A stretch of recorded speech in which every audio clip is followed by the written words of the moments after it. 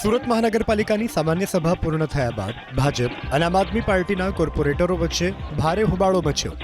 ઉગ્ર બોલાચાલીના દ્રશ્યો સર્જાતા આમ આદમી પાર્ટીના કોર્પોરેટર મહેશ અણઘણનું લેપટોપ તૂટી જતા મામલો વધુ બિચકાયો હતો.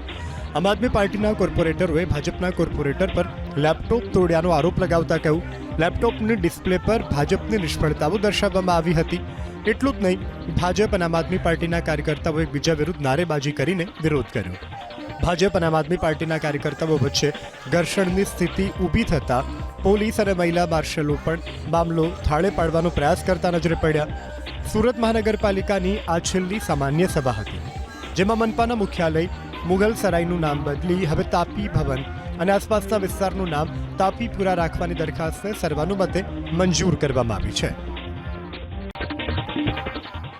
સુરત મહાનગરપાલિકાની સામાન્ય સભા પૂર્ણ થયા બાદ ભાજપ અને આમ આદમી પાર્ટીના કોર્પોરેટરો વચ્ચે ભારે હોબાળો મચ્યો. ઉગ્ર બોલાચાલીના દ્રશ્યો સર્જાતા આમ આદમી પાર્ટીના કોર્પોરેટર મહેશ અણઘણનું લેપટોપ તૂટી જતા મામલો વધુ બિચકાયો હતો.